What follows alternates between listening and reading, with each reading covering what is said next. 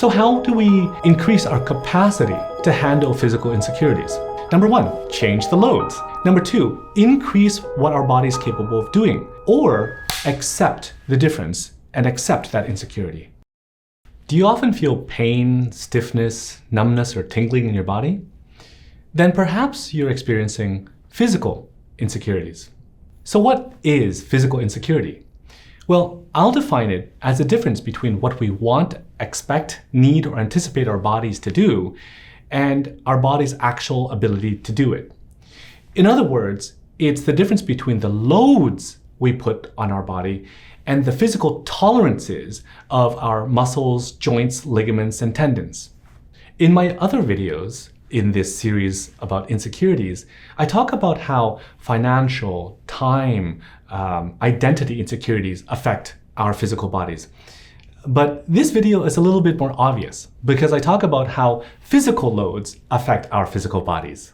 Now, part of the insecurity is that I want my body to work, to play sports, to be able to do yard work and do laundry and do dishes. And if there's a lot of activity there, my body might not be able to do that. So I feel tightness in my muscles, achiness in my joints, and pain. But the insecurity can go the other way as well. So my body is actually capable of doing a lot, but I don't do anything. I just sit there all day. So in this instance, my body feels stiff, weak, numb, and tingling. Now, if the physical insecurity is very large, like I have to lift something that's very, very heavy and my muscles aren't capable of handling it, or something happens for over a long period of time, like I'm inactive or I'm too active over a long period of time, then it affects our bodies, our minds, and our relationships. I could start experiencing chronic pain, chronic fatigue, anger, frustration because I'm not getting the sleep or the rest that I need. And of course, that'll affect my work or affect my relationship with my wife and my kids. So how do we increase our capacity to handle physical insecurities? Since I defined physical insecurity as a difference between the loads that we put on our body and the tolerances of our physical body, then there's a few things that we can do to handle that insecurity. Number one, change the loads. Number two, increase what our body is capable of doing. Or we could accept the difference and accept that insecurity. First, let's take a look at how we can change the loads in our body. We can change our body mechanics.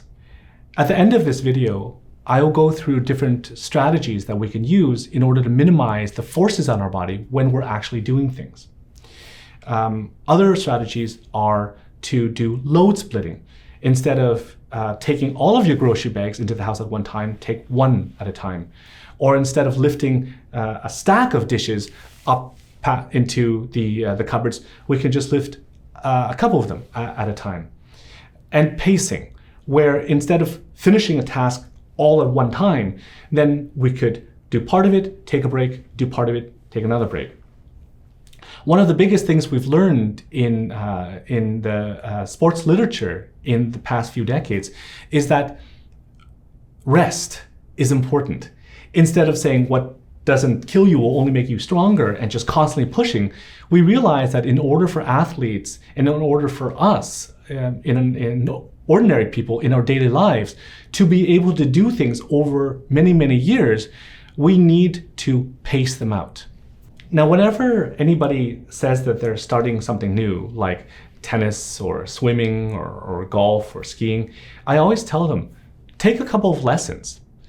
It's important for you to learn proper technique from somebody who's skilled and experienced in something so that you can be more efficient with your movement, you can avoid injury, and you can have more fun. Okay, so now how do we increase our body's tolerances? Well, there are three main things that we need to take a look at or develop. Those are strength, endurance, and flexibility. So first of all, when I see somebody and they said, I want to get stronger, the first thing they show me is a biceps curl. That's completely wrong. You don't grow stronger by doing biceps curls. I don't know where they get that idea from, but you want to develop the major muscle groups in your body. So any high level or experienced bodybuilder or strength and conditioning coach will tell you that there are 4 main types of exercises that you can do to strengthen all the major muscle groups in your body.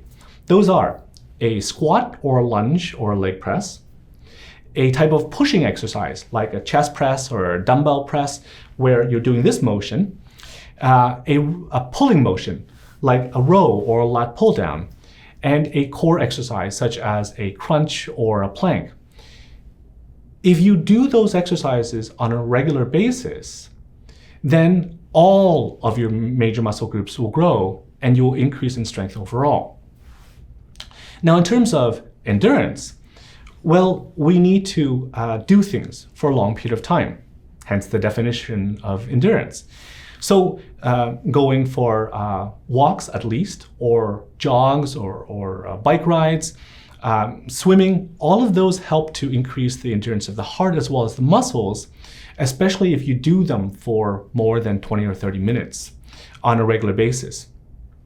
And in terms of flexibility or movement, there are basically 12 movements that we have in our body because we live in the 3rd dimension.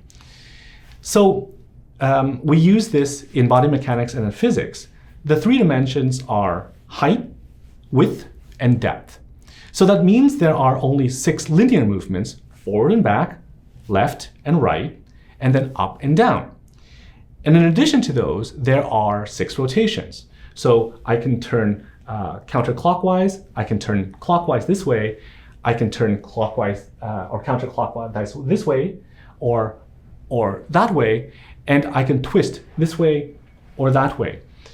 With those 6 linear movements and 6 rotational movements, if we expose all of the different body parts in our bodies to those 12 movements, then our ligaments, our tendons, our muscles will adapt and they will gain movement and increase our flexibility. Some people who only play one sport, for instance hockey, they're always in this position and so everything up front gets tight. We need to balance that out with exercises like that do this, such as yoga or swimming. We need exercises that allow us to move sideways, up and down, forwards and backwards.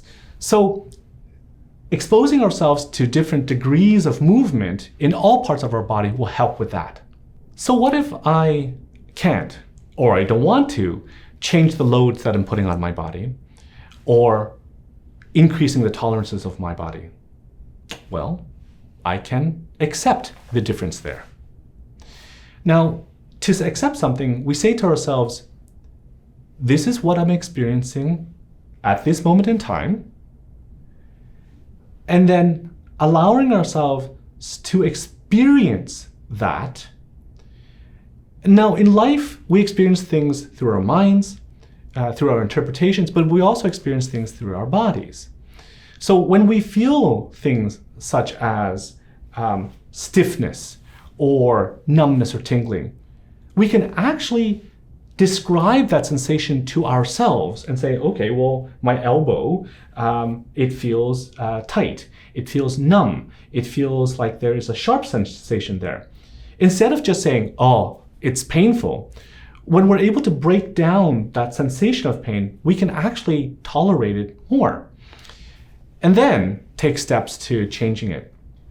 Now, some people, like weekend warriors, they want to play hard, but they're not willing to, or they don't have time during the week to do the exercises to increase their strength, flexibility, endurance.